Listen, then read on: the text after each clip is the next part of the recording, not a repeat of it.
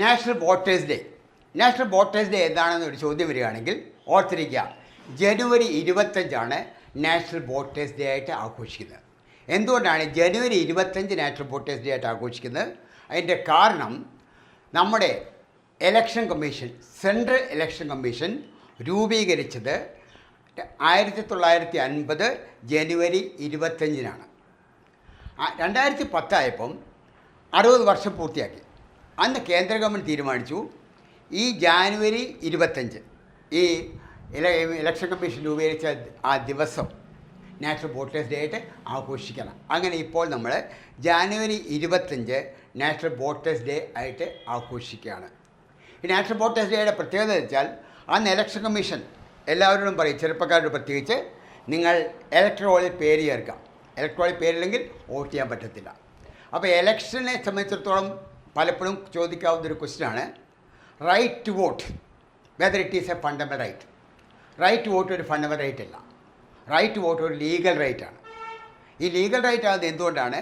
നമ്മുടെ representative people act അനുസരിച്ച് നമ്മുടെ പേര് എൻറോൾ ചെയ്യുന്നു. പേര് എൻറോൾ ചെയ്തവർക്ക് വോട്ടവകാശമുള്ളൂ. അപ്പോൾ വോട്ടവകാശം കിട്ടണമെന്നുണ്ടെങ്കിൽ നമ്മൾ ഈ നിയമപ്രകാരം പേര് രജിസ്റ്റർ ചെയ്യണം. അതുകൊണ്ടാണ് ഇതൊരു ലീഗൽ റൈറ്റാണ് പറയുന്നത്.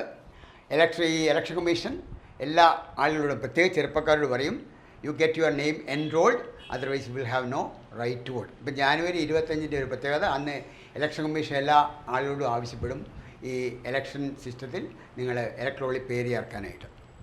ഈ ഇലക്ഷൻ കമ്മീഷൻ വേറൊരു സ്കീം കൂടെ ആരംഭിച്ചിട്ടുണ്ട്. അതിന് പറയുന്നത് സ്വീപ്പ് എന്നാണ്.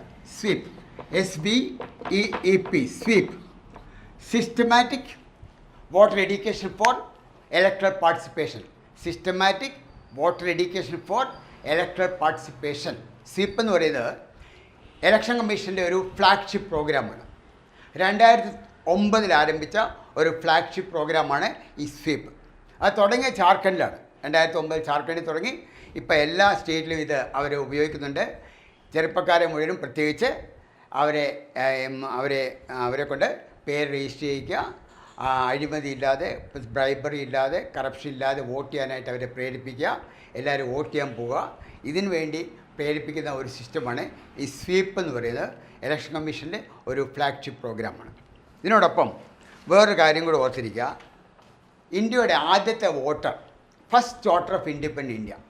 ഇപ്പോൾ ഓർത്തിരിക്കേണ്ടത്, ഇന്ത്യയുടെ ആദ്യത്തെ ഇലക്ഷൻ നടക്കുന്നത് 1951-52 പീരീഡിലാണ്. ഇന്ത്യയുടെ ആദ്യത്തെ ഇലക്ഷൻ നടക്കുന്നത് 1951-52 പീരീഡിലാണ്. അന്ന് സുകുമാർ സെന്നാണ് ചീഫ് ഇലക്ഷൻ കമ്മീഷണർ. അന്ന് ഇലക്ഷൻ കമ്മീഷൻ ഒരാളേ ഉള്ളൂ, chief election commissioner Sukumar Sen ആയിരുന്നു ചീഫ് ഇലക്ഷൻ കമ്മീഷണർ. അദ്ദേഹത്തിൻ്റെ നേതൃത്വത്തിലാണ് ആദ്യ ഇലക്ഷൻ നടക്കുന്നത്. 51-52 പീരീഡ് എന്ന് വെച്ചാൽ 51 ഒക്ടോബർ തൊട്ട് 52 ഫെബ്രുവരി വരെയായിരുന്നു നമ്മുടെ ഇലക്ഷൻ, ആദ്യത്തെ ഇലക്ഷൻ. ഇൻഡിപെൻഡൻറ്റ് ഇന്ത്യയിലെ ആദ്യത്തെ ഇലക്ഷൻ 1951 ഒക്ടോബർ തൊട്ട് 1952 ഫെബ്രുവരി എടുത്ത് 5 മാസം എടുത്താണ് ഇലക്ഷൻ നടത്തിയത്. അപ്പോൾ ഈ ഇലക്ഷനെല്ലാം തീരുമാനിച്ചു കഴിഞ്ഞപ്പോഴാണ് ഈ ഹിമാചൽ പ്രദേശ് ഇലക്ഷൻ നടന്നത്. ഹിമാചൽ പ്രദേശിൽ നവംബർ ഡിസംബർ കഴിഞ്ഞാൽ ഭയങ്കര തണുപ്പാണ്. അതുകൊണ്ട് അവർ തീരുമാനിച്ചു ആദ്യ ഇലക്ഷൻ ഹിമാചൽ പ്രദേശ് നടക്കാൻ തീരുമാനിച്ചു. അങ്ങനെ ഒക്ടോബറിൽ തന്നെ ഹിമാചൽ പ്രദേശിൽ ഇലക്ഷൻ നടത്തി. അപ്പോൾ ഹിമാചൽ പ്രദേശിൽ ആദ്യത്തെ ഇലക്ഷനിൽ ആദ്യത്തെ വോട്ടറായിട്ട് വന്നത് ശ്യാം ശരൺ നെഗി എന്നൊരാൾ. ശ്യാം ശരൺ നെഗി എന്നൊരാളാണ് ആദ്യത്തെ വോട്ടർ. അതുകൊണ്ടാണ് നമ്മൾ പറയുന്നത് ഇൻഡിപെൻഡൻറ്റ് ഇന്ത്യയിലെ ആദ്യത്തെ വോട്ടർ ഇദ്ദേഹമാണ്. ഹിമാചൽ പ്രദേശിൽ ആദ്യം വോട്ട് നടന്നു. അവിടുത്തെ ബൂത്തിൽ ആദ്യമായിട്ട് വോട്ട് ചെയ്ത ഇദ്ദേഹമാണ്. അന്ന് ഏകദേശം 34 വയസ്സുള്ള ഈ ശ്യാം ശരൺ നെഗി ആയിരുന്നു ആദ്യത്തെ വോട്ടർ. അതിനുശേഷം അദ്ദേഹം ഏകദേശം 34 ഇലക്ഷന് വോട്ട് ചെയ്തിട്ടുണ്ട്.